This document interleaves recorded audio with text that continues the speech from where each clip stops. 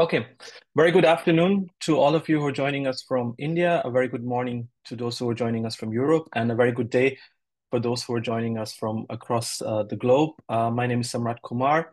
I'm the country coordinator of EURAXESS India, and we're very happy to bring you another exciting webinar on the Marie Skłodowska-Curie Postdoctoral Fellowship Call 2024. For those of you who have joined us in the past, know that we have already organized a series of webinars this year on the call itself, on hosting offers. Today, what we're going to do, it's a very interesting, I would say, information session for you, because we're going to look more in depth into this Marie Skłodowska-Curie Postdoctoral Fellowship 2024 call. We have some expert guest speakers with us today who will explain you more about how this call is structured, how a proposal should be structured, what are the evaluation criteria, what are the things you should keep an eye on when drafting the proposal. So it will be an excellent opportunity for you to understand more in depth the call and the proposal writing process. And with that, I would like to welcome our two speakers today. First, a warm welcome to Cristina Gomez, who's joining us from Brussels today. Good morning, Cristina. Good morning to all of you. So let me just briefly introduce you, Cristina Gomez. She is the project coordinator for the EURAXESS Worldwide Network. Earlier, she was the Marie Skłodowska-Curie Actions national contact point and national representative for Spain. So she has been an NCP from 2014 to 2023 at the Spanish Foundation for Science and Technology. Cristina has a wide experience and knowledge supporting individuals and institutions applying to EU programs, proposal writing, and from proposal writing to project management. She has been linked to national and international initiatives in the field of human resources in research and research mobility for more than 15 years. And for us, it's really, a great value to have Cristina with us, because the next 45 minutes, she will really walk with you through the different parts of the proposal writing. I also would like to give a warm welcome to a good friend of EURAXESS India, which is Dr. Indrajit Sahu. Very good morning to you, or good afternoon to you, Indrajit. Good afternoon to all. Yeah. Welcome back to the EURAXESS India webinars. Indrajit has been with us as a Marie Curie Fellow in different capacities over the past years. He's currently working as an assistant professor at the Department of Medical Research at the SRM University in Chennai. He's completed his PhD from the Tata Memorial Cancer Center in 2015. After his PhD, he joined Technion IIT in Israel for his postdoctoral research. In 2017, Indrajit received his Marie Curie Postdoctoral Fellowship and continued his research at the Technion University in Israel until 2020 as an EU research scientist. And during that tenure, Indrajit could also secure two more short postdoctoral fellowships from FEBS and the Wellcome Trust UK. And then in 2021, he moved to Harvard Medical School to continue his research until March 2023. So now over the last 13 years, he's been working in the field of ubiquitin proteasome systems and protein degradation.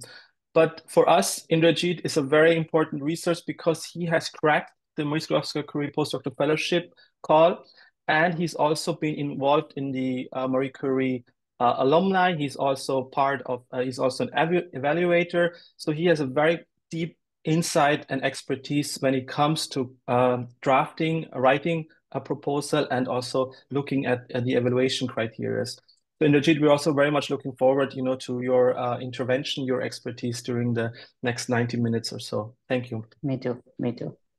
So enough talking of me. I think it's time now we let the experts speak. Cristina, the mic is yours. Thank you.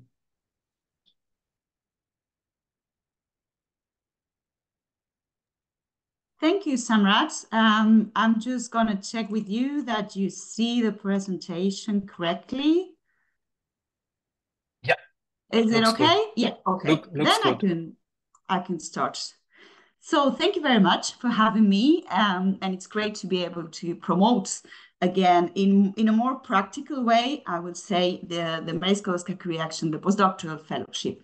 So in these next 45 minutes, the idea is to first start with doing a little bit of recap of some theory, because I think it's important. The previous webinar took place already a few weeks ago. So we'll just go through the main features very quickly. Then we'll be talking about the evaluation process and how to write a successful proposal based on the evaluation criteria that I will try to guide you through. So just to let you know that, as Sandra said, I have been an NCP for a large number of years, but this presentation is actually made with material from the European Commission, from the MSCA-NET project, which supports the NCPs to be well trained, and then from NCP materials from different countries. So not big works about these. You know, these Marie Skłodowska-Curie Actions are part of the Horizon Europe program, which is the funding and working instrument for the European Union to fund research and innovation, now from 2021 to 2027,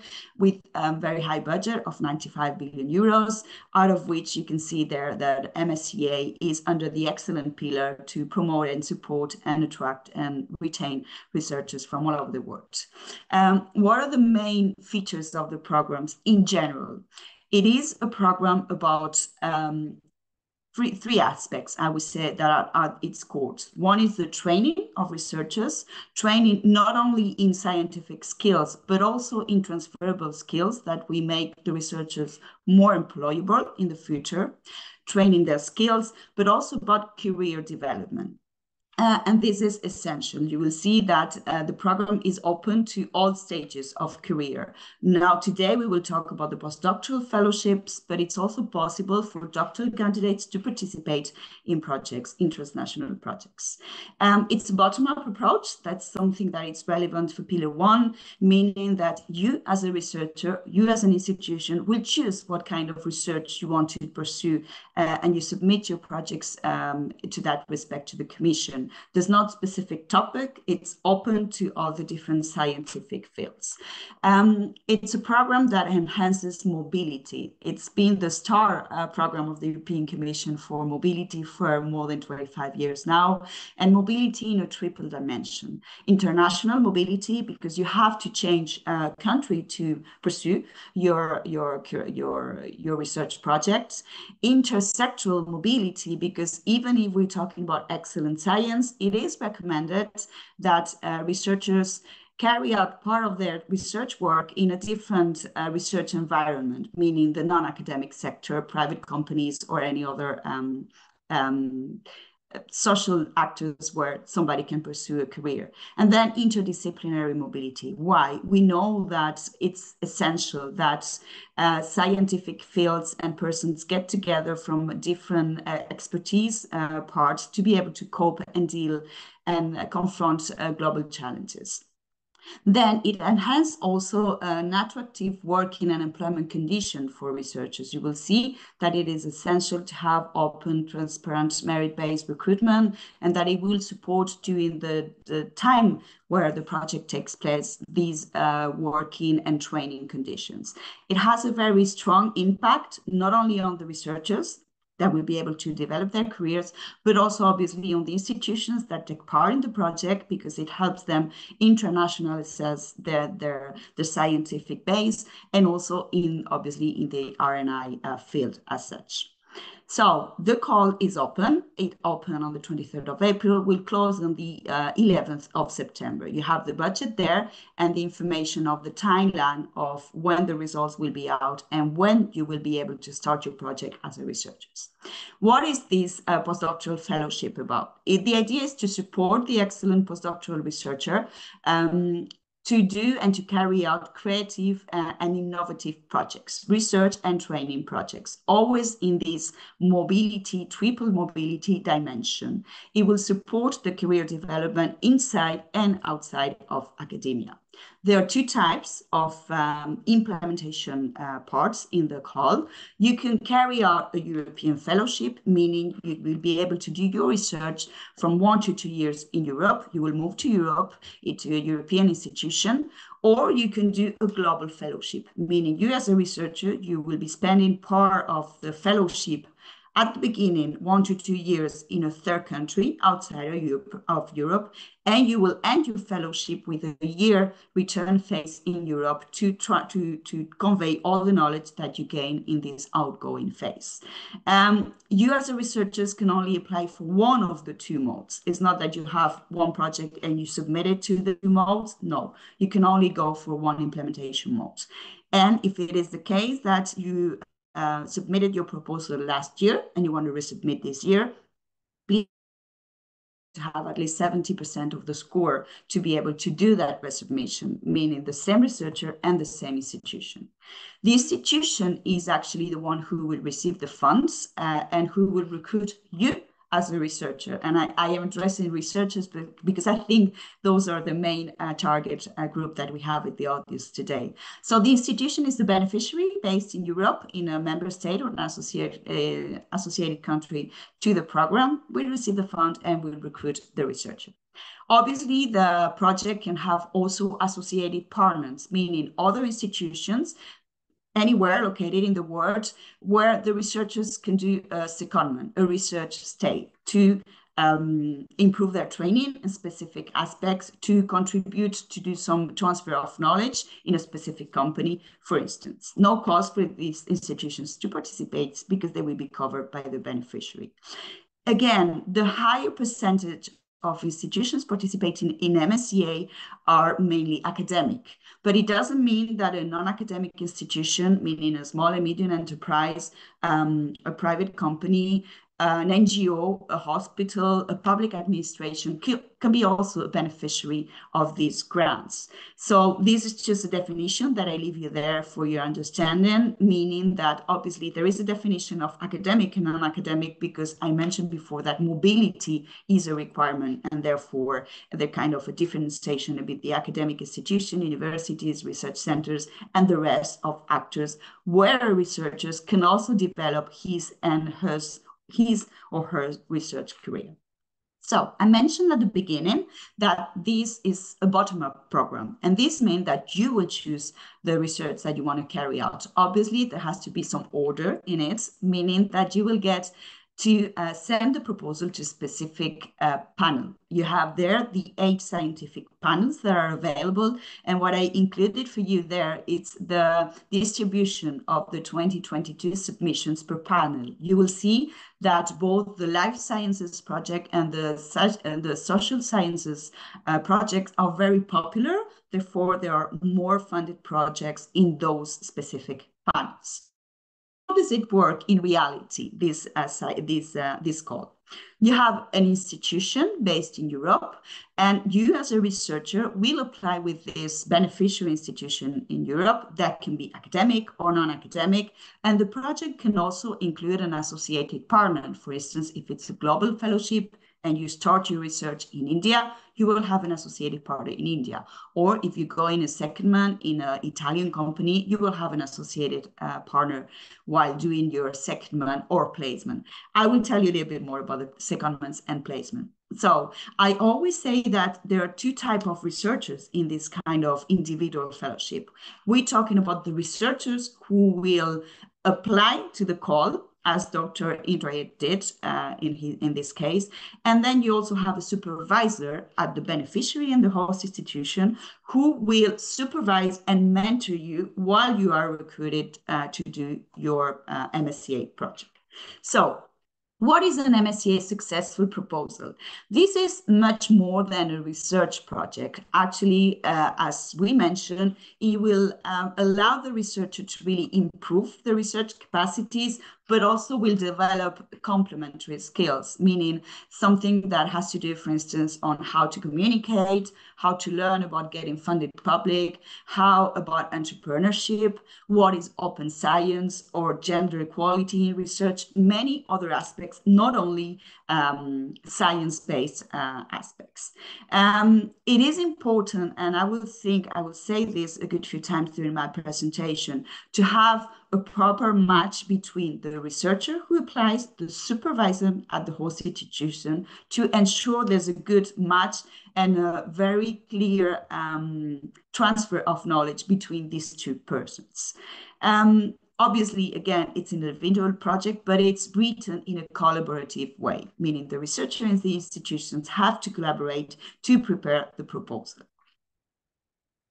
Just a very short slide on the eligibility of researchers. As I mentioned at the beginning, this is a project for PhD holders, meaning at the time of the call deadline, the 11th of September 2024, the person applying for the grant has to have already the PhD hold defended their doctoral thesis.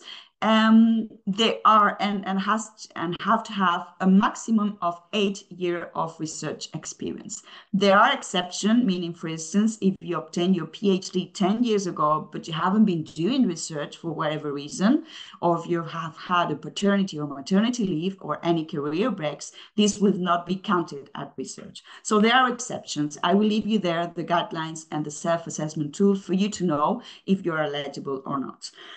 The important also eligibility criteria lies in the mobility role. We mentioned this is a mobility program. Therefore, if you want to apply, for instance, for a fellowship in Spain, you cannot have resided or carry out your work in Spain for more than a year in the previous 3 years to the call deadline.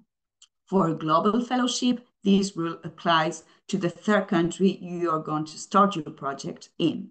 Nationality-wise, the European fellowships are open to everybody, no restrictions whatsoever. When it comes to the global fellowship, and I just leave you here the synthesis of everything that I've been saying. When it comes to the global fellowships, they're mainly open for European researchers, member state or associated country nationals to Horizon Europe. But in your case, for instance, in the case that you have carried out part of research career in Europe for 5 years, consecutive years, you could be eligible to carry out this global fellowship.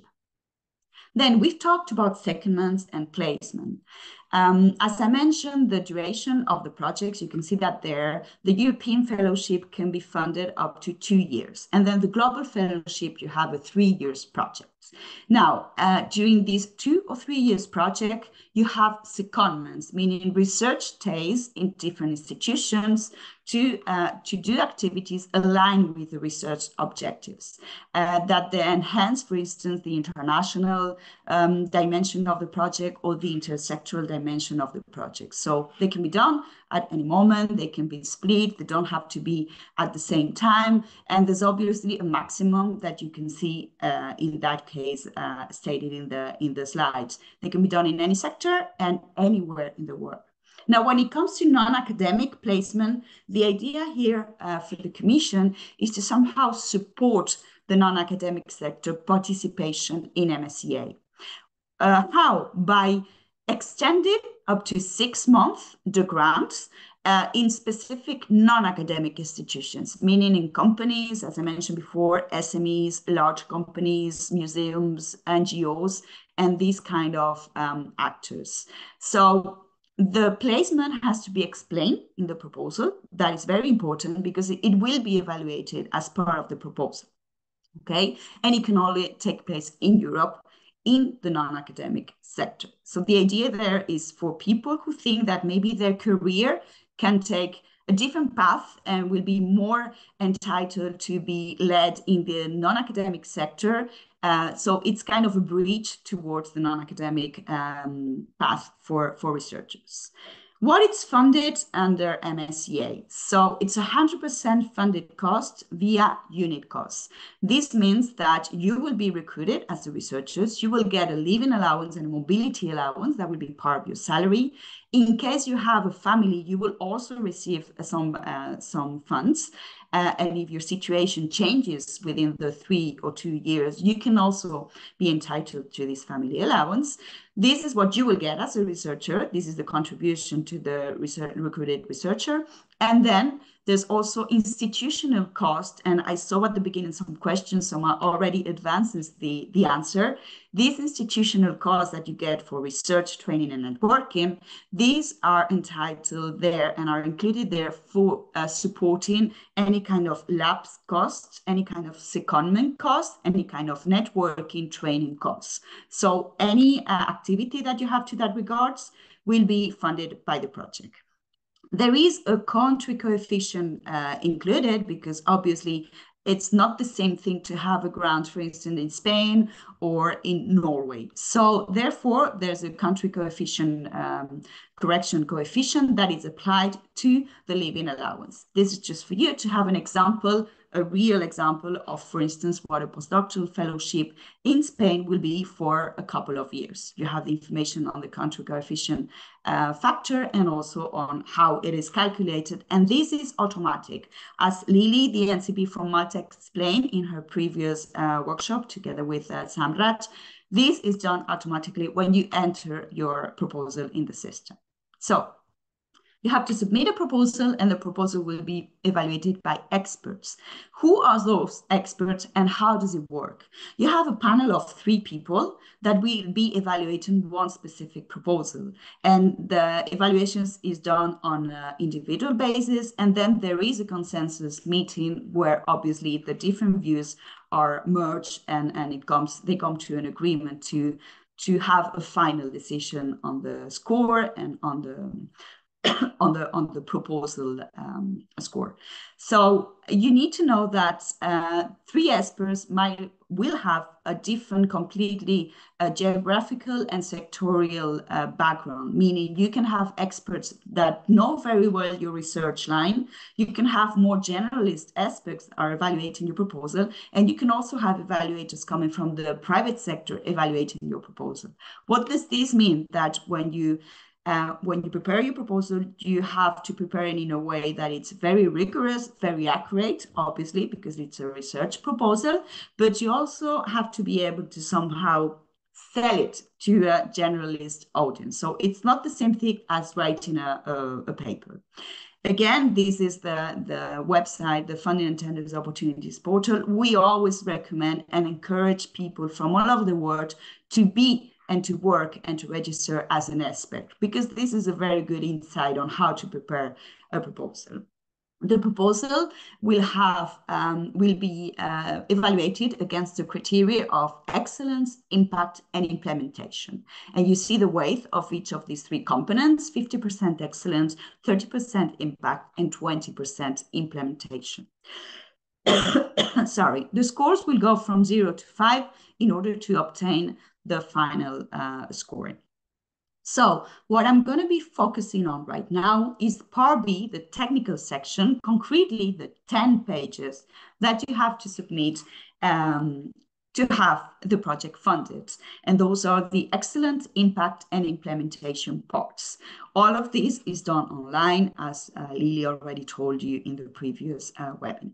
So some tips from my side to prepare a successful proposal. Let me drink some water.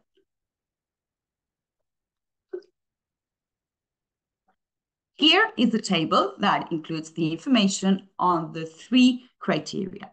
The first one we're going to be talking about is the excellence.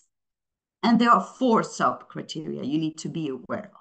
When we talk to including information on the quality and pertinence of the project's research and innovation objectives, this is the first part of the proposal. So it's very important to have a first couple of paragraphs doing a synthesis of what your project is going to be about. So have a very precise includes the information of the institutions who are going to be part of the project, you as a researcher, the impact that is going to be having, for instance, as an introduction, catchy and precise.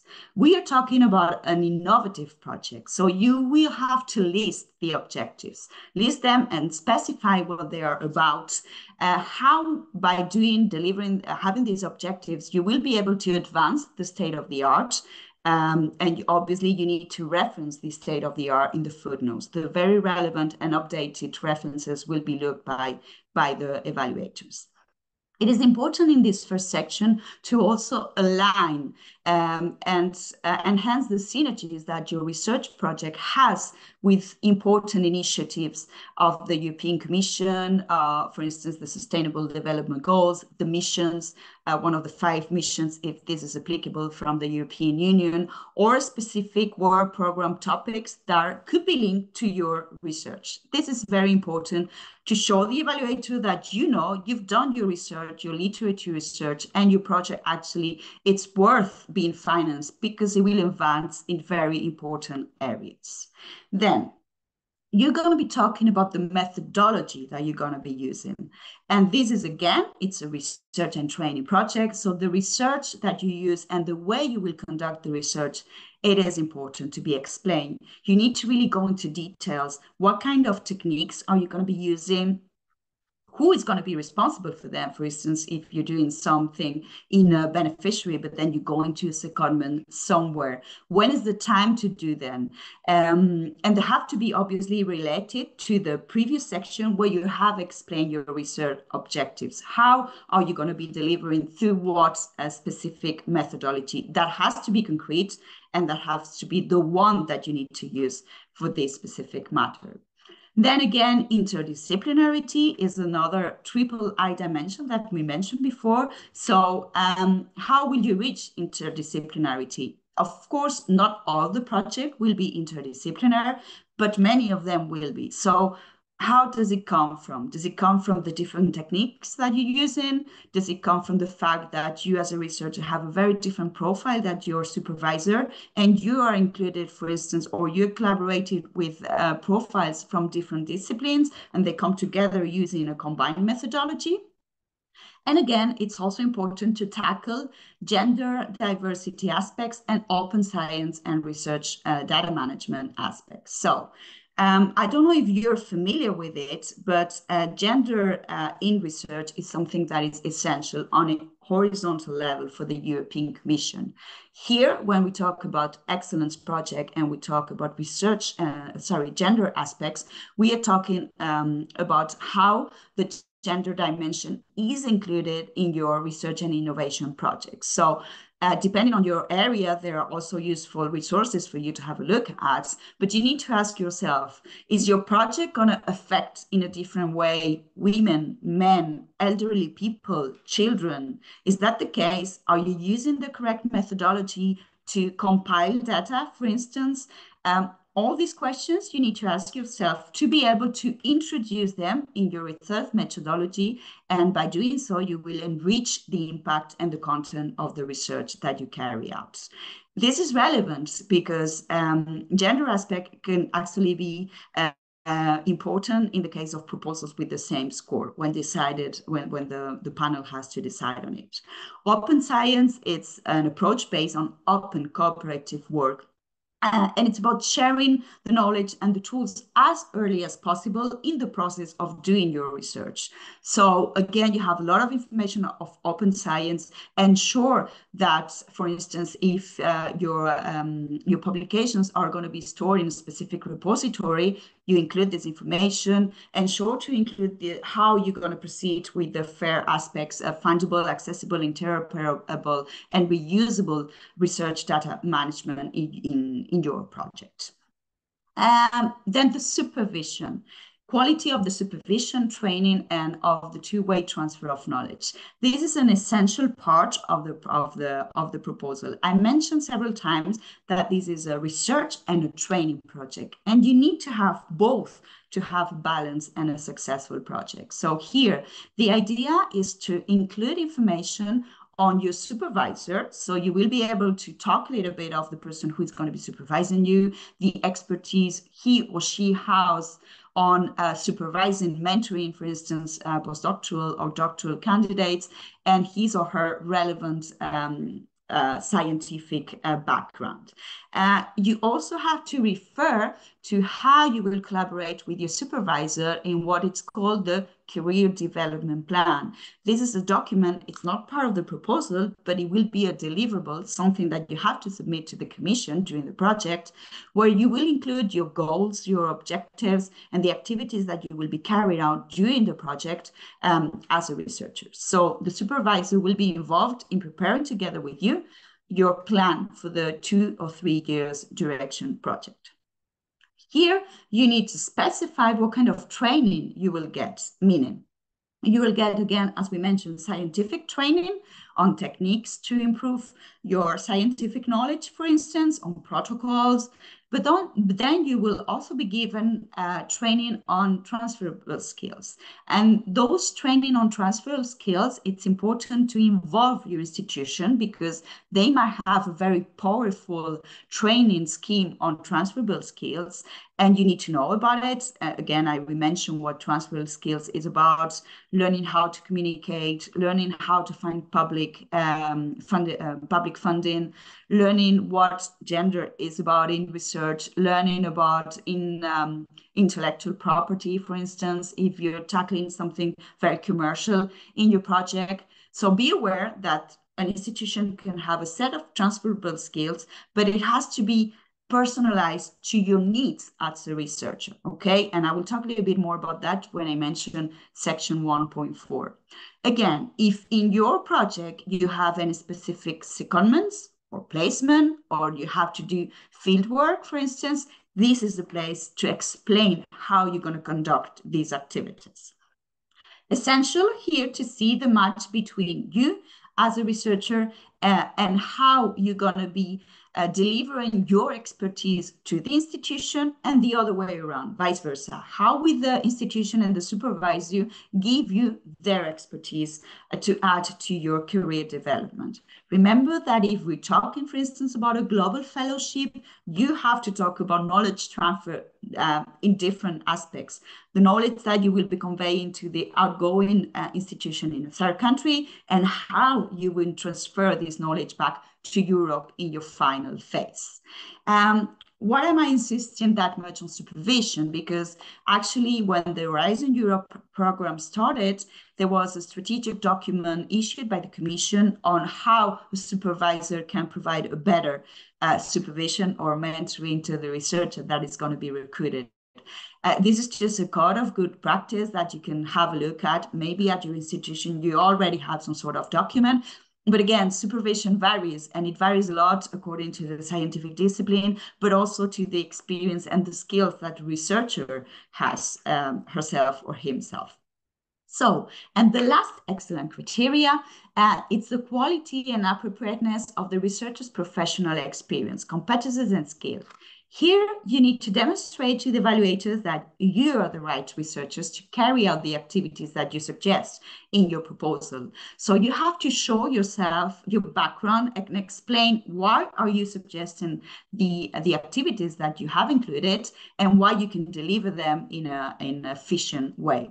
Here, it is important to align this information with what you have in section B2, which is the information related to your CV.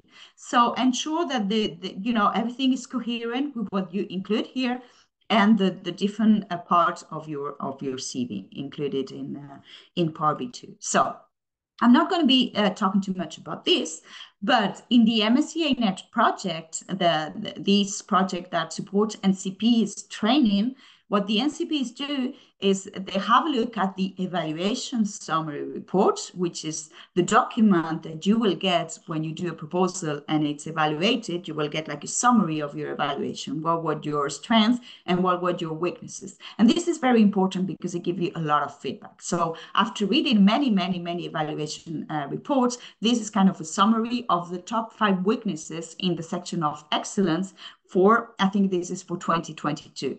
So I leave this with you, and the presentation will be distributed, but you see that methodology, quality of the two-ways transfer, objective, interdisciplinary approaches. Those are, I would say, the 5 top weaknesses identified. So be really sure how you describe your methodology. You have to be very, very concrete, explain the concepts, the challenges. Okay, so you can read through this. I think this is, I think it gives a lot of insight of what it's really, asked by you.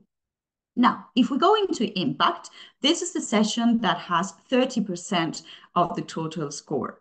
And you will have 2 specific things to talk about. First of all, we mentioned at the beginning the measures to enhance the career perspective and the employability of the researcher and the contribution to his or her skills.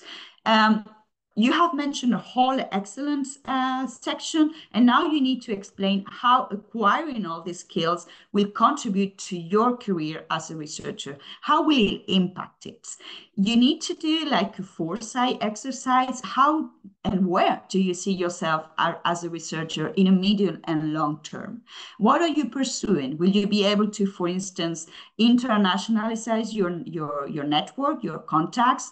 Do you see yourself inside or outside academia? And it's very important here to be concrete, because sometimes one of the weaknesses is that there are very general impact sessions, and they have to differ. It's not the same thing, an engineering project to a social science project. For instance, if you see yourself outside of the academia, you have to say, well, I think I can collaborate with an NGO in this field, or I think there's a private company that, works in waste management, and I see myself here. So you really have to focus and define your future or your possible future inside, outside academia, inside the organization. For instance, sometimes this is a first step to apply for another European project, for another European grant, such as the European Research Council, or this is the way to get in a more consolidated tenure track into the institution. And if the institution has a specific plan to do so, you can mention that, because this is coherent and this is concrete. So that will be the first one. The second part will be on how the project will impact, what kind of outcomes and impact will it have, and how will you disseminate all of them. So here is the part to include some sort of exploitation, dissemination, and communication activities. And you have to be, again, to be precise will really help you to have a competitive proposal. Why? Because you have to look at what kind of target groups you're going to be conveying the message of your results or of the project itself. And you can reach many audiences. You can reach your research community colleagues, but also end users, also policymakers, and also citizens. So try to be concrete in the sense that you have to include indicators, okay? When you envisage the channels and the activities and the target audience, how many people are you going to be reaching them? How often will you be doing this kind of activities? So this section, it's very important to write it together. If you do have in the host institution that you're applying with a legal department or a transfer technology office, this is the people that you need to talk to, and be, again, very specific in the experience that the institution has in, for instance, IPR issues, if this is the case. So it is important to differentiate what we're talking about when we talk about communication, dissemination, and exploitation. One thing is to communicate, and you're going to communicate both your results when you have them, but also the project itself. So this type of communication can start from the beginning using specific media channels, for instance. And all of these 3 activities are a legal obligation in the grant agreement that the host beneficiary will sign with the Commission. Then you disseminate your research to the public, right? Normally dissemination is focused on your research colleagues. So this can be done via papers, participation in conferences, etc., etc. And you exploit, or you can exploit your results, meaning these results will reach end users, will reach, for instance, companies, private companies. So you need to talk about how is this, if this is the case, how is your plan going to be? Okay, this is just for you to have an overview or how to proceed on this aspect. And then the final criteria for impact will be actually the magnitude and the importance of the contribution to the scientific, societal, and economic impact. So you will have some outputs that are going to be taking place within the project, but then you will have impacts that will take place outside of the project when the project ends, and they will impact in a very specific way different aspects. So again, this is a section to really, again, look for EU policies, roadmaps, specific roadmaps of the scientific field you're talking about, because you have to align and you have to convince the evaluator that your project needs to be funded because it will really advance in these specific fields. So you can have different impacts. Not all of them will apply to your project, but obviously the scientific impact will always apply because you're advancing the state of the art, you're generating new knowledge. Maybe you're improving specific infrastructure in a specific institution. That can be the case. But it might also have an economic and technological impact, right? Because you will create, for instance, or start the creation of a project that will go to the market.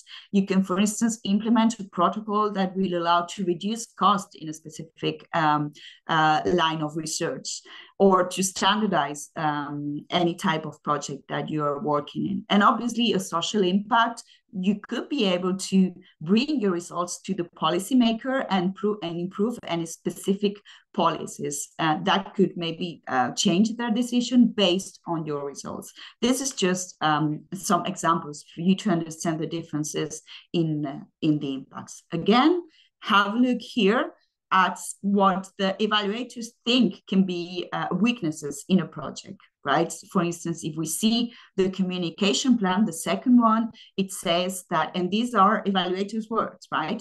Too limited scope and reach, not sufficiently detailed described, limited and not described. So this is important for you to try to avoid this kind of comments in your proposal. Then last but not least, and you will hear this again, not least, 20% of the project will be to convince the Commission that you have been given resources and you will use them in a very efficient way. So you have to talk about the quality and the effectiveness of your work plan, but not only the work plan. Here, it's important to be coherent, right? You will have some cross-references here to other parts of the project. Why? Because you will include a Gantt chart, that is the table that you have there on the slide, on the bottom part of the slide, that it's kind of an overview for the evaluators to see what are the work packages, meaning how you distribute your different objectives of the project, and you include it in several work packages. What's the timing of each of them? What kind of deliverables, meaning it's part to report to the Commission? What kind of milestone, meaning any specific impact point or influence point in the project that will make something else come after. So you can see if you have, for instance, a work package that is very overloaded with deliverables and milestone, or even very long in the time of the project. And some others are very short. Some are interacting with each other. So you need to ensure that if one work package finishes, the other one starts with no deviation, delays, or problems. So this is seen by the evaluators. This is what is going to be measured in the implementation part.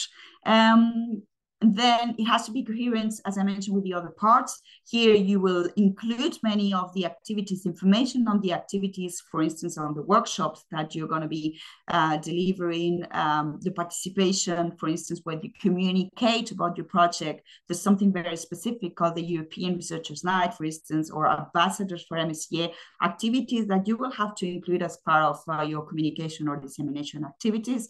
Those will be part of the Gantt chart.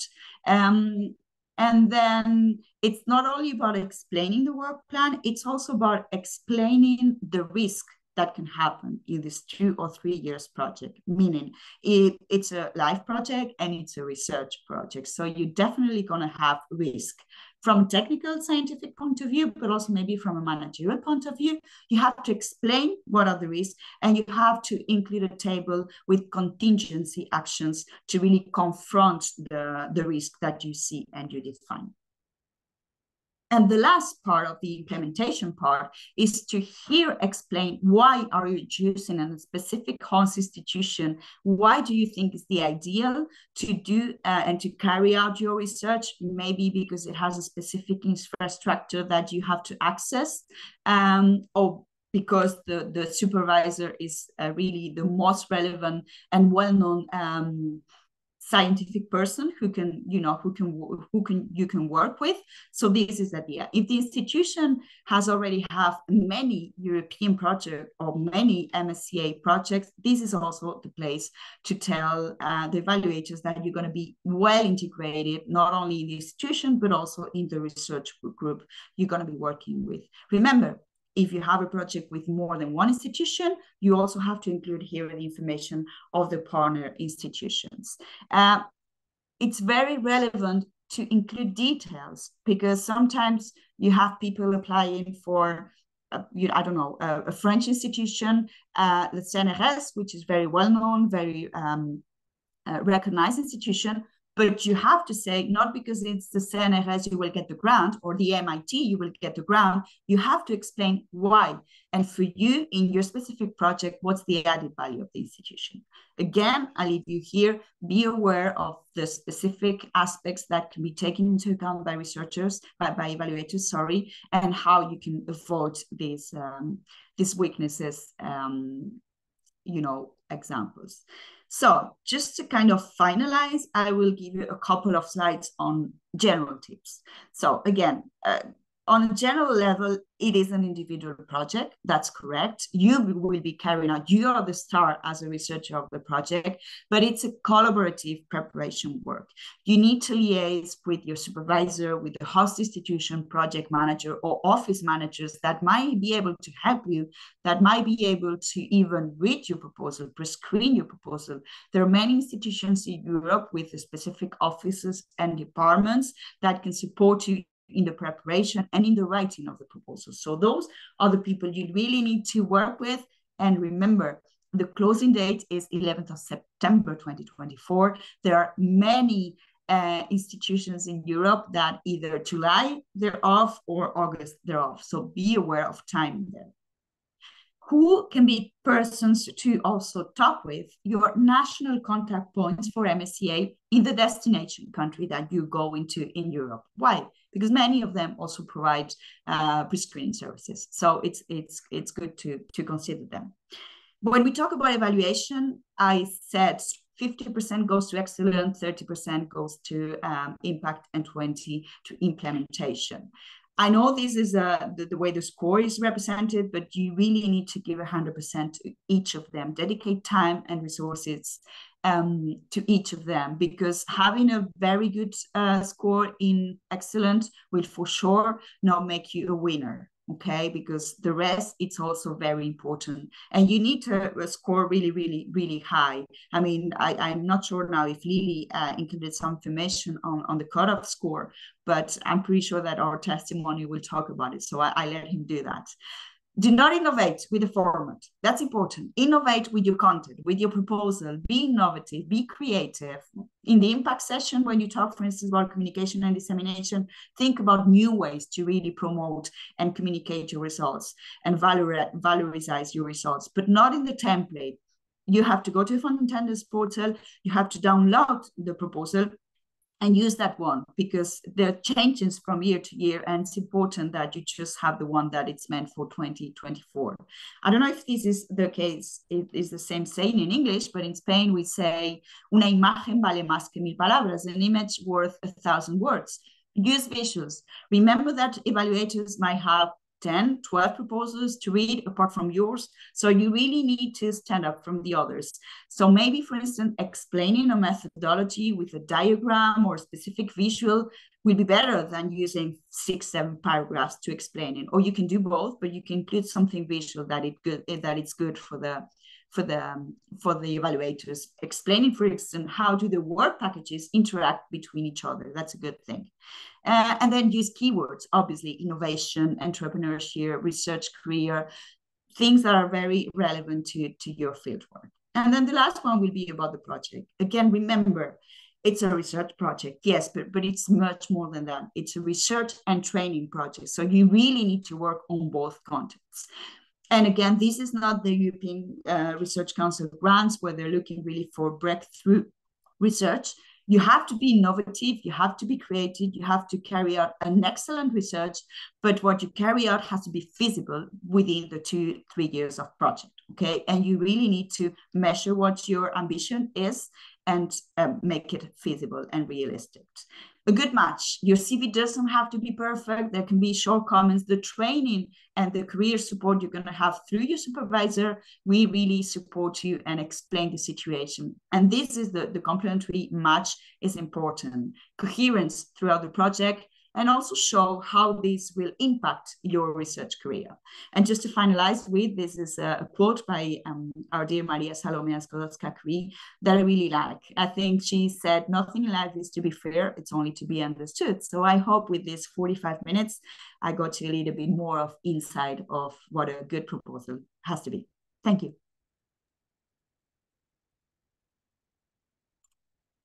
Thank you so much, Christina. I think very well structured and explained presentation. I think you didn't miss out on anything. You know, you from the beginning, you really were very clear about, the structure, and also you went through different parts of it. I think that was very important. And also, lastly, the final tips, and also the keyword to not to innovate with the content, not with the context of the proposal. So I think this was really very useful. And as you have maybe noticed, our chat and Q&A is exploding. There's a lot of interaction going on, which makes us very happy because there's such a strong interest. And we can see from the chat and Q&A that some of you already are in the proposal writing, because the questions you are posing means that you already have downloaded the proposal template and you're working on it. But I see also that there are some questions which are more generic still. There's still some questions about host institution, country, Switzerland, UK. So we tried to answer those more generic questions. But I hope that, Christina, if you have the possibility to look a bit into the Q&A and see, if you can filter out those questions which are more generic and answer them in the meantime.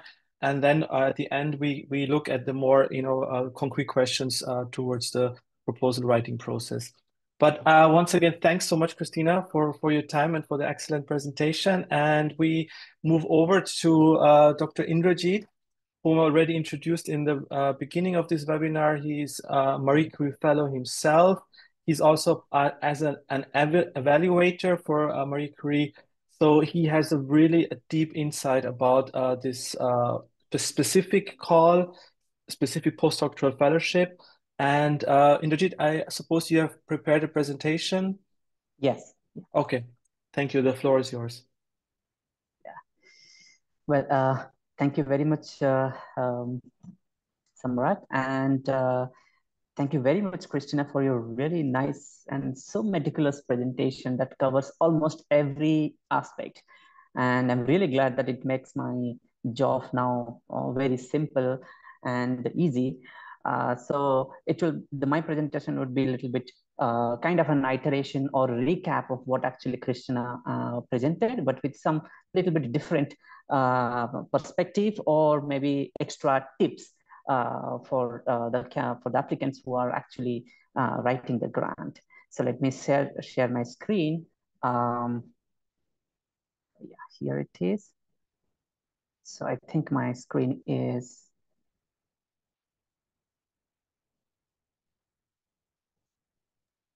Well,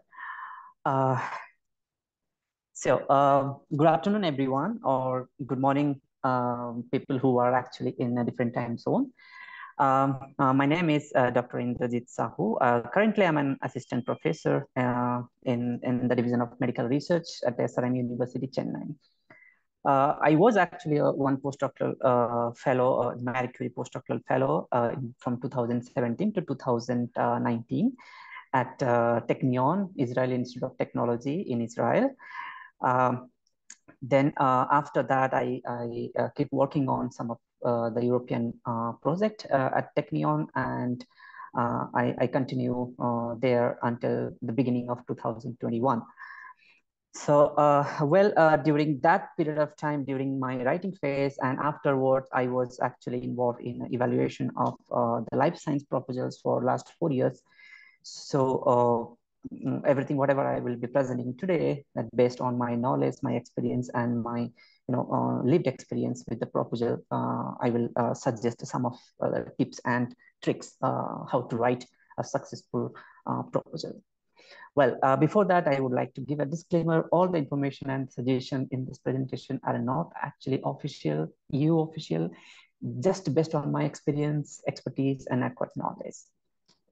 Well, the outline of my talk would be, I will give some specific tips and tricks for the successful Marie Curie individual, sorry, it is postdoctoral fellow now, postdoctoral fellowship proposal writing, and some general advice like what Christina did the same way. Before that, I would really like to suggest you or evaluate yourself at what timeline are you in for the proposal writing. So this is what I made based on my experience and my lookout, how the applicant should start the process until the submission of the proposal. So as you know, that in April, the application opened. So so I divided all the months here, and during the April, the applicants should start learning the process. Then in the month of May, they should hunt for the host supervisor or host institute. Then in the month of June, they ideally should start writing the proposal after talking to their concerned supervisor, host supervisor. And in the month of July, the proposal should get mature, and the proposal should be in an advanced form. And in the month of August, it should be in the verification stage, meaning verified with your supervisor and your peer, your colleague, your friends, in order to find, to make the proposal perfect. And in the month of September, since the deadline is 11th of September, I wouldn't suggest you to submit it on the deadline, on the last minute of the deadline, but in the first week of the month, so that in case you miss something, if you remember something that you missed out, then you can also rephrase, or you can also prepare your proposal and resubmit it again, because there is no harm submitting your proposal multiple times, because the last entry of or last submission will be considered for your as a last and final proposal. Well, evaluate yourself. Where are you now, or where it should be? If you are a little bit behind, so fasten your seatbelt and gear up. Well, so this is just how actually the official site looks like. So please take a break and take a screenshot so that you will learn from the website itself what is Marie Curie Postdoctoral Fellowship for this year 2024. You will get all the information as you want. Apart from that, I would highly recommend you this MSCA Postdoctoral Fellowship Guide Handbook. I put it here for the last year because this year I didn't find actually this is the guidebook, but you can also find probably in a month or in July that the guidebook will provide you a lot of tons of information about how to write your proposal, how to shape up your proposal, what not to do in your proposal, what are the common mistakes people do. So you will get to know each and every aspect that Christina already discussed, or I am going to discuss in my presentation. But having this PDF, which is 44 pages, it is like a kind of a savior for all the for the applicants. It helped me a lot. So in my personal experience, I really get a lot of very important information for my proposal writing. Well, as you know, Krishna already mentioned, the proposal would be like, it's mostly divided into part A and part B. Part A is mostly includes administrative and financial information about the host institute, about the researcher that you put online. But coming to the next part, which is part B, that is actually the important part, which you are going to write in a particular format that is given, which is called a template for this proposal part B. And you follow the instructions and start writing. Part B again is divided into two sections, part B1 and part B2. Mostly part B1 is very important because it has a page limit, which is 10 pages. You have to write about your proposal scientific part and the non-scientific part, which is the training part, everything within the 10 pages limit. If you exceed the extra pages, the beyond 10 pages will not be available for the evaluator whatsoever. So be careful that you finish your proposal within the 10 page of limit. And the part B mostly contain the researcher's CV and extra information about the institution, the infrastructure, what is available for the research proposal.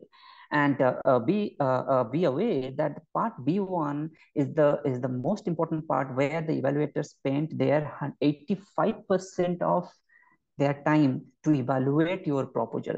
So you have to be very careful while formulating the part B1. So what is part B1 means, how it is evaluated, as you have already seen from the last presentation, that it is divided into three parts, three sections: excellence, impact, and implementation. And it is given like 50%, 30%, and 20%, as you already know that. So although they are given weightage according to their evaluation, but you definitely have to give your 100% to make each and every section very appropriate and to the mark. So for your easiness, I just put how you will actually divide your 10 pages in and divide the three section into this page counts. I would suggest that take 5 to 6 pages spent for excellence part, then 2 to 3 pages for the impact part, and for the implementation part, 2 pages or 1.5 pages would be enough for all the section. Then what are the criteria actually you need to include for those 3 sections?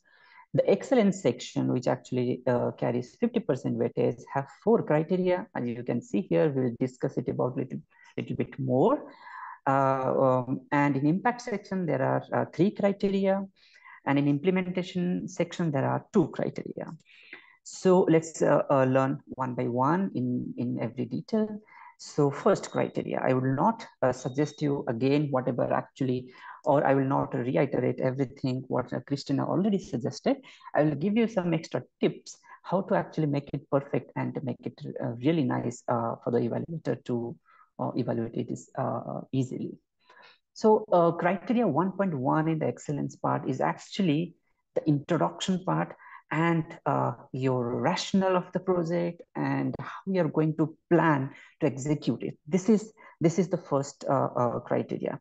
It's a kind of include the short introduction, mention the gap in the research and your innovation to fill the gap. And you should also need to write the objectives, which are realistic, inachievable. They can achievable within the 2 years of your project or 3 years of the project in case of a global fellowship. Do not exceed more than 4 objectives. So make it 3 to 4. That is really, I have seen most of the proposal having 3 to 4 objectives. Then if there are already or some related work or some initial preliminary work has been already started in the supervisor lab or by yourself, mentioning that really helps the evaluator to understand, to actually evaluate you as an applicant and the host institute as a host lab, that they have already the experience, but it is not mandatory, but makes the evaluation a bit easy. Then as Christina said, pictorial representation of the main goal and idea is really helpful in this section to provide the a general idea to the evaluator that what are you talking about or what you will be going to talk about in your rest of the pages. Then another thing I would suggest you that you can in between your writing, don't make it very monotonous. You can make some important things as a bold or italic or underline something. Sometimes you can also make it bicolor. Do not use multicolor to highlight the vital statements or phrases in your section. Then in criteria 1.2, it mostly talk about the objective, the methodology, meaning the plan of work. How are you going to do that? What are the experiments? What are the methodology strategies you have planning to do that comes into this criteria, including the interdisciplinarity matter and the gender dimension and open science practice. Well, so here you will actually be focusing on how the research project will be carried out. The plan of work is important here. Then again, if you can also represent your plan of work in pictures, then you can, I would suggest you always associate with the work packages with the objective. So what is work package, we'll learn in the implementation section. And connect those implementation section, the last section, to this objective section, so there will be a coherent in your proposal. Sometimes it's also good to highlight or make bold some of the critical and unique experiments or novel techniques that you are planning to incorporate or develop. It's always better to highlight them. Then also talk about your collaborators in case you have any in this section. You are planning to include them, but with justification. At the same time, secondment, you have already planned to add the secondment into your proposal, which is not mandatory, but I would encourage you if you can add the secondment, and definitely with a good justification. Moving to criteria 3, which actually talks about your supervisor. Criteria 3 in this excellence section will ask you to write why you choose this host supervisor, why he or she is perfect for your project. You need to write about the credential of your supervisor, and what relevant, what are the relevant award the supervisor has, what are the grants, publication, what are the experience in training postdocs or students in the lab, what are the interdisciplinary collaboration that your supervisor has. Don't take it for granted that your supervisor is a Nobel laureate or very famous in the field and it will be known in the Wikipedia or in the website.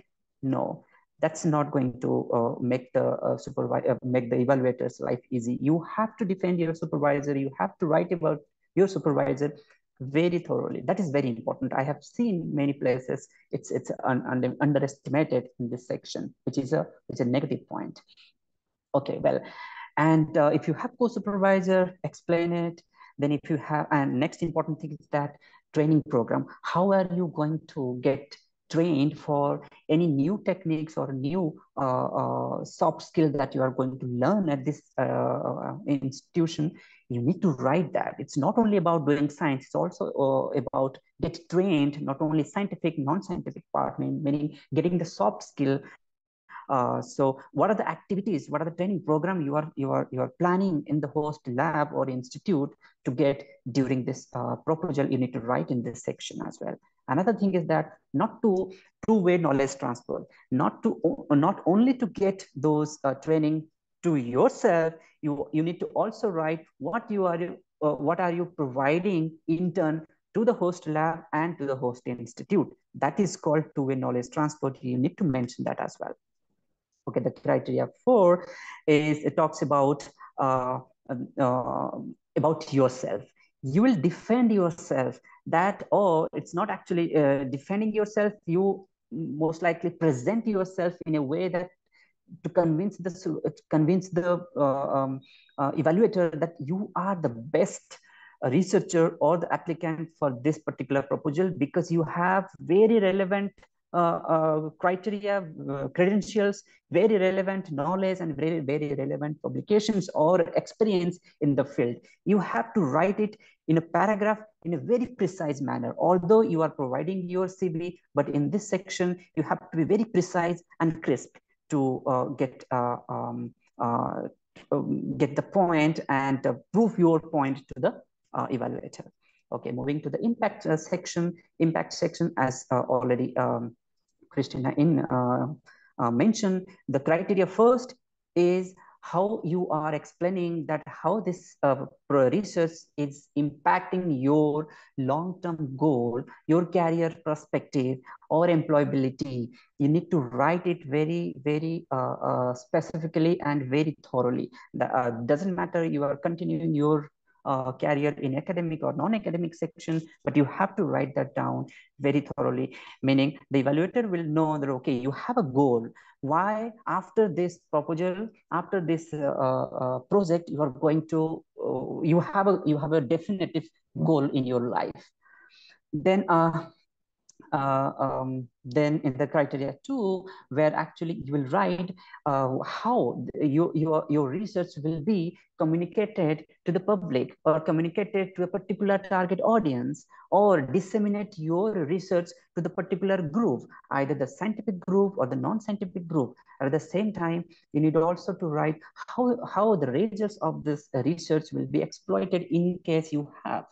So be very clear and differentiate between your communication plan, your dissemination plan, your exploitation plan. Do not make kind of a mix and match and try to confuse the evaluator. I have seen that.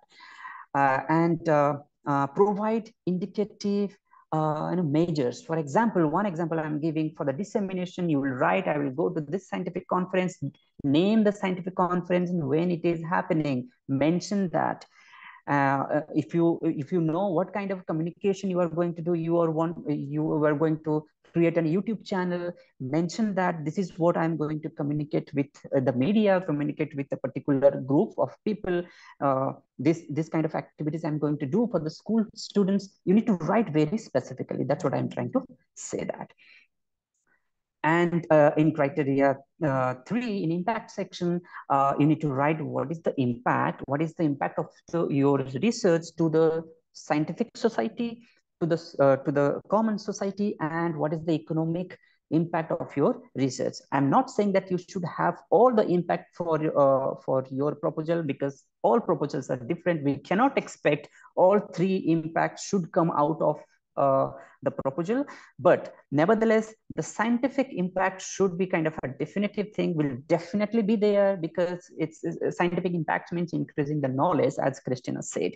But at the same time, you can also have a technological impact or the societal impact or economic impact. You can, if you think you have, just write it. If not, do mention that it might have indirect impact. It might indirect impact the economic and societal benefit in future.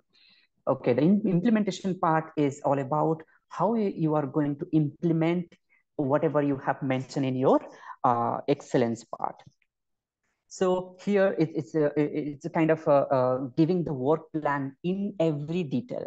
So you have to divide your work plan, meaning your objectives, into work packages, or also include also the training as well in work packages. Always associate your work package to the objectives whenever you can, you can in the text, and mention the timeline, the person hour, and very meticulously in the Gantt chart. So you are going to give a tabulary form, which is called a Gantt chart, where you actually mention the timeline of each and every work packages or the objective.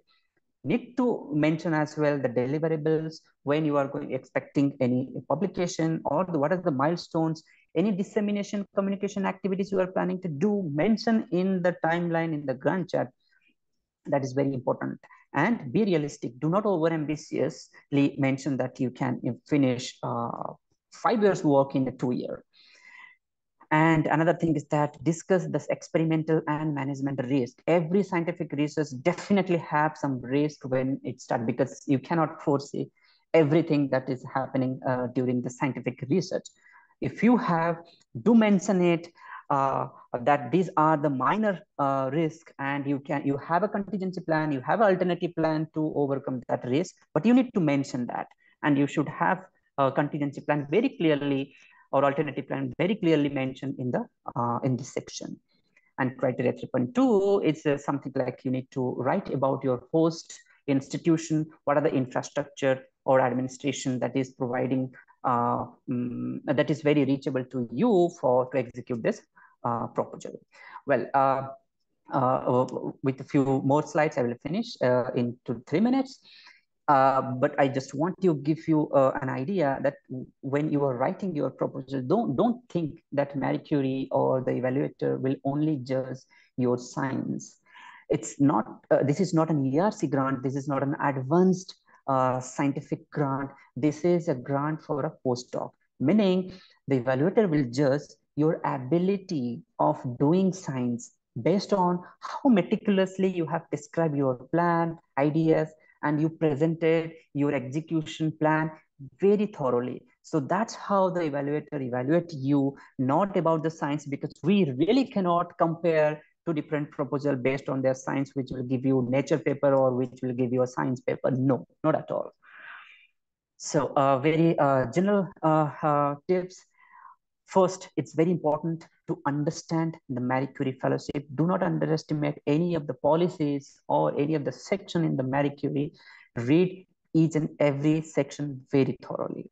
Then be honest with yourself. Do not exaggerate or do not be overambitious in your proposal that you will write, you will develop one rocket in order to reach the sun.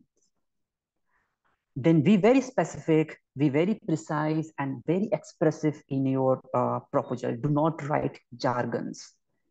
Then I would suggest you take a break in between while you are writing in this 3 or 4 duration of the month. So that you will, when you come back, you will come back with a fresh mind and you will find your mistakes if there are any. Again, the next point is write, correct, rewrite, but do not commit silly mistake at all. Do not make a grammatical mistake. Do not make spelling mistake, but because that makes a very bad impact into the evaluator's mind that you are not serious. Then I always suggest start early and submit before. Do not wait until the end of the submission date. That means on the 11th of September. I would suggest submit it much before that.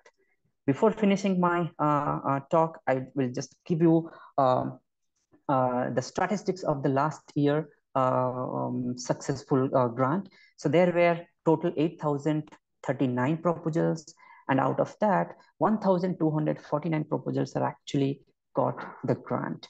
Meaning most on an average, each proposal gets something around little less than 200,000 euro. And for example, in life science, there were 1,575 proposals and 341 proposals got the funding. So the cutoff is for the life science is 94.4. So in the entire 8 disciplines, the cutoff never go below 90. But for example, probably for the economics, it is 89. But make a target that if you score much more than the threshold, which is 94, 93, you have a chance for the funding. Well, I wish you very good luck, and I wish that you get the fund. Thank you very much for your attention. I would like to answer any of your questions. Please. Thank you so much, Indrajit. Excellent presentation as always, and thank you really for taking the time, to go into each and every part of the proposal. I think you complemented very well Christina's presentation. I think this was really, it looked like you worked together, but I know each of you prepared your presentation separately. But it really looked like, it was complementing each other very well. And I would like to now invite Christina back to the discussion. We have now a few minutes for Q&A. I think, there has been a lot going on in the Q&A. Christina, thank you. I saw you've been, typing and answering, probably your fingers are hurting. Mine are a bit, I have to admit. But we still, have a possibility because we have both Christina and Indrajit with us here now for a few minutes. Let's look at some questions which, have a general appeal, which can be helpful for everyone. I know that there are questions which are very detailed, specific to your proposal. which is of course legitimate, but we want to use this opportunity now also to answer some questions which maybe are helpful for all. I see that there are some questions regarding co-supervision, like it's not clear. Can I have a second supervisor next to my supervisor at the host institution? Can it be like in another country, in another institute? Is it possible to have co-supervisors on this proposal? If I may, I will just take the word first, and then, and obviously, maybe you can complement because you've been there and you're working on it. But you can have a co-supervisor. That's possible. That's feasible. That happens. It happens in many occasions in very multidisciplinary or interdisciplinary projects. Why? Because you can be based in the University of Grenoble, working in a specific materials department, but for whatever reason, you need to liaise with the very closely with the biology department for to implement part of your activity. So you will have your main supervisor at your materials lab, but you will be collaborating very, very closely with somebody else at the same institution. Normally, this is what happens more often for a very specific and targeted interdisciplinary approach. So that would be my contribution. It is possible, but please remember, there's always one main supervisor. That will be the contact person for the commission. Christina, in this regard, just also maybe Indrajit, you could add, can the supervisor be outside of Horizon Europe associated countries or member states? Like, can it be in the US? Well, I mean, if that's very clearly explained in the proposal and very well justified, yes. I would say, why not, right? Am I correct? Yes, absolutely, yes. To answer the first question, I would suggest definitely it's always better, but you have to justify why the particular co-supervisor is important for this project. I had also one co-supervisor, but from the chemistry department, because I had, my proposal is life sciences, and to complement some of the experiment, I need a chemist. So I collaborate with another supervisor, but in the same institute, but in a different department. Because if I would have selected someone from other country, you need to justify that why in another country you are selecting another supervisor, how it is feasible, and because you have a timeline, 2 years of timeline, you cannot go to and fro all the time to the new institute to do your experiments. That is time taking. So you have to then justify that institute or that host co-supervisor is very, very, very specific for your need. Then you are selecting him or her as a co-supervisor. Yeah, but you can definitely. Okay. Guys, there are questions about the UK. I think that's very clear. The UK is associated to Horizon Europe since 1st of January. Yeah. A UK institution can be a host for you. So you can approach a supervisor in the UK. Second question I'm seeing is about Switzerland. There are some questions about Switzerland being a host or not, about secondments in Switzerland possible. Maybe, Christina, could you elaborate on that, the status of Switzerland?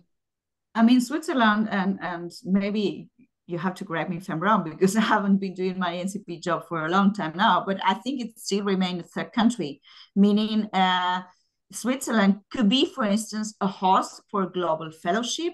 Yeah. That would be the case, but and can also host a secondment, because secondments, that's important. Secondments can be done anywhere in the world and in any sector, meaning you can have a secondment in a company, you can have a secondment at the university, you can have a secondment in your same country, you can have a secondment in a different country, in Europe and outside of Europe. The only part of the project that cannot be done outside of Europe, that would be the placement. If you intend to finalize your project with the placement in a specific company, private sector, that has to be in Europe. And what about field work? Can I do field work outside of Europe? You can do field work outside of Europe too. Okay, great. So that is clear. There have been some other questions, which I think, Christina, you already, answered them. If there are some you think, which you could repeat, you could maybe share now. Yeah. There was some things coming over and over again. So you can only submit one proposal. You have to choose either a global fellowship, either a European fellowship, and choose one proposal with one institution. It's not that you have two good projects and you have a very good institution in Greece and another one in Norway, and you say, I want to go with both of them. No, you cannot. You have to choose a main institution, go with that one, and then include, if needed, secondments in the other one. The proposal can be submitted by either the researcher or the institution, but the other one has to know who submits it, because normally you also have EU managers, offices that can do that for you at the European institution. The template, I think I've sent that a couple of times already via linked. It is already established. You don't have to innovate. The template, the font, the size, everything is already set by the Commission. Important, if by this stage you haven't really already identified your own institution, I think you may be a little bit late in the process, but remember that EURAXESS, and obviously Sandra is the one to talk about it, but there's a great hosting offer section where you can define and find hosts that are available for you and willing to prepare a proposal. A couple of things. One question that I think was very interesting, and then Dr. Indrahit will correct me if I'm wrong. Somebody was asking, can I ask for a global fellowship?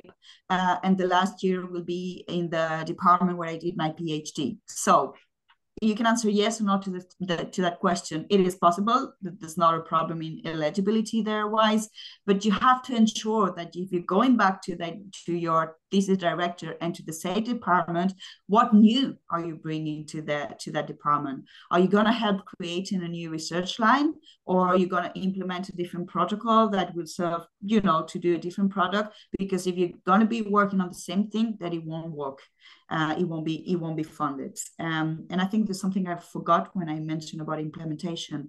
The work packages that you structure your project in, obviously they include your research objectives, but they also have to include general work packages, because the idea here is that you are self-prepared researcher who are going to be able to manage your own funding. So you have to include work packages on on management, work packages on communication and dissemination of activities, for instance, or work packages on training. That would be it from my side.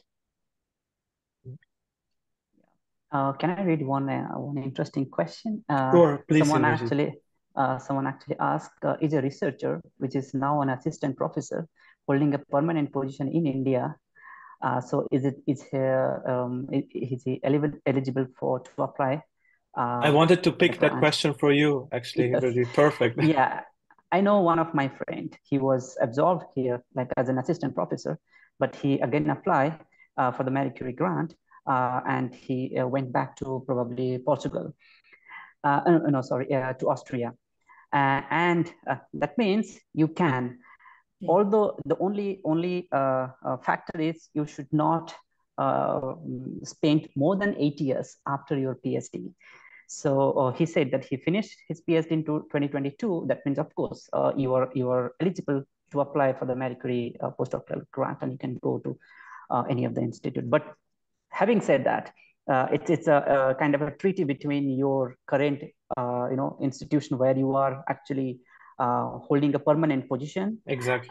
So if they are providing you 2 years of sabbatical or something like some visit, then I think you can do that, but you have to talk to your institute or the current institute if they can provide such a big period of sabbatical time. Thank you so much, Indrajit, because this is often a concern of many of our attendees is, I have a permanent position here in India. Yeah. Can I leave my position, come back, and what happens if I take this postdoctoral fellowship, and that's something one has to discuss with the institution, to make sure that, there is a leave period, as you said, maybe a sabbatical or to come back. Guys, we're almost at the end. I see there's still a high number of attendants and the Q&A is still going on. You can write us at india@euraxess.net for your questions. We will try to answer them or delegate them to the right person, help you in that. But there has been some questions about, the impact, like the ethical impact, the social impact, the economical impact. How important are these factors, to consider when writing the proposal? Let's say, I have my proposal has nothing to do with any kind of ethical, implications. Should I still mention it? You know, of course, there's also the question of always of gender. If my work has nothing to do with gender, how important is it? Like, how important are these, you know, points to consider? You know, the ethical, social, economical impact, the gender dimension. If you could just maybe, you know, like give your insights on that before we conclude. Christina, you want to answer? I'll give you the floor, and then maybe just a couple of reflections from my side. But you evaluate, so I think you're better placed than me. Yeah, so when actually we look at the impact section, we definitely look at there is a section the applicant or the researcher write about the impact. Doesn't matter your research having the societal impact or economic impact afterwards. Let's consider, since I'm a life science researcher, I will give an example of the life science, a structural biology, giving one proposal to solve a protein structure bio-cryo-EM analysis. Fine. So this is not going to directly impact the society or impact the economy of the society. But you do mention that how indirectly this will helpful to develop a new technique, new technology to make things easy for the new proteins, upcoming proteins, that your techniques can be followed, can be, you know, adapted to solve other problems. And definitely you have the scientific impact that you solve a protein structure that might be helpful for the next person to look at it and develop drugs, develop inhibitors that might be in future be utilized as a drug target for therapeutics. So there are indirect, you know, indirect impact of your current research, but you need to write that. You cannot leave that okay, so I'm doing a structural biology, I don't have any direct societal impact, I will just miss this point. Then you are getting a negative, you know, you're creating a negative impact in the evaluator, that you're not serious or you just underestimate this section. So I would suggest write down clearly you do have or you don't have, mention it in the section. That's it. I think that last point is essential. You have to go do your checklist that you really responded to all the questions. Gender aspects in a very theoretical mathematic project, maybe you have no gender aspects. Okay, no gender aspects in research applied to my project, but be intelligent. Have no gender aspects on a research dimension, but I can do some training maybe inside my institution concerning how gender has evolved in mathematics, or how you know, gender can be diversified. So you can maybe include it in a different way concerning your training and career development. But if it doesn't apply, it doesn't apply, and you have to say it. You have to say it. I think very good point, both of you, Indrajit, you know, showing what your research could result in and then have an impact. And Christina, what you said, you know, use maybe the strategy, okay, if you don't have gender in your product, but you in the communication activities, you know, you can include a gender dimension. So I think there's a lot of way to play with that and have an strengthen your proposal considering those aspects.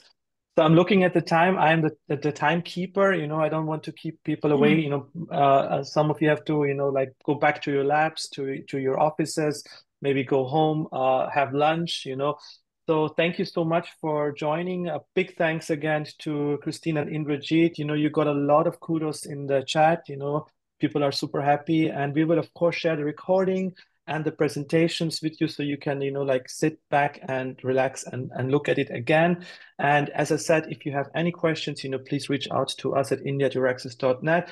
And lastly, for those of you who are interested in the Global Fellowship, if you are right now a European researcher watching us or based in Europe, and you're looking for you know, to apply for the Global Fellowship and you might want to come to India, we are having a super exciting webinar in 12 days on 26th of June on the Global Fellowship with some very interesting institutions, both from India and Europe, who are willing to host a Global Fellow at their institute. So with that, I say once again, thanks and bye, and have a good weekend. Thank you. Yeah, thank you very much. Thanks, everyone. A pleasure. Thank you. Bye-bye. Bye. Bye.